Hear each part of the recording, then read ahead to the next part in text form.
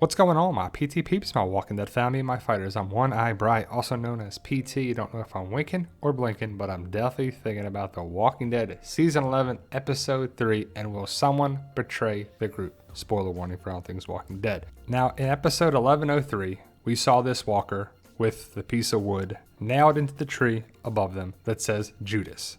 So that's a biblical reference. We'll talk about that in a second. But what do you think it means? Let me know your thoughts. Post your comments below. And before we get to it, guys, hit that subscribe button. We need your help to achieve that goal of 100,000 subscribers. But either way, you can support the channel. We truly appreciate it. And thank you.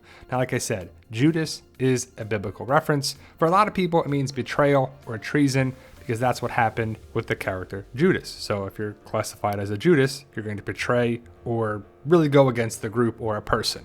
Negan sees the sign and the walker, and I believe he's the only one that sees it in the woods. Alden, well, Agatha's gone, so it doesn't matter, and Maggie were there. But what do you think this means is a big question. The fact that Negan saw it, does that mean that he's going to betray the group? I hope not, right? Because he's still on the comeback redemption tour.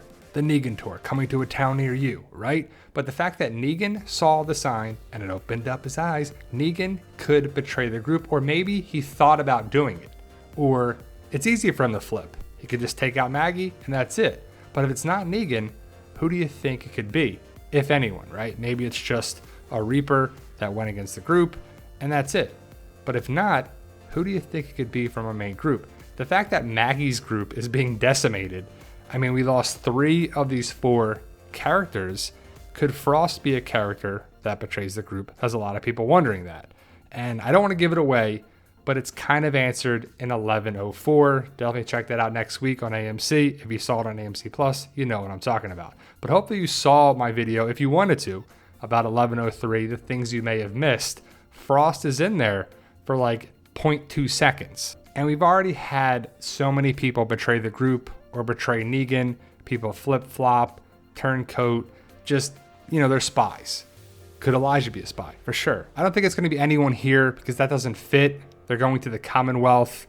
It just doesn't make sense. But again, you never know because the show is the show and the comic is the comic. And a lot of people are asking about this walker that I don't know how it'd be a walker. Why is the tree not burned up at all? But either way, this walker was still alive somehow, some way. And a lot of people are asking, is it Elijah? Because Elijah was taken at the beginning of 1103. Maybe he was burned in the night and during the day when Negan saw it. But spoiler alert, he's here in season 11, episode 7 in the synopsis right there. Maggie and Elijah learn a new survival tactic from Negan. So he comes back around in episode 7. But the fact that we saw this sign makes me think about season 4 of The Walking Dead with the governor.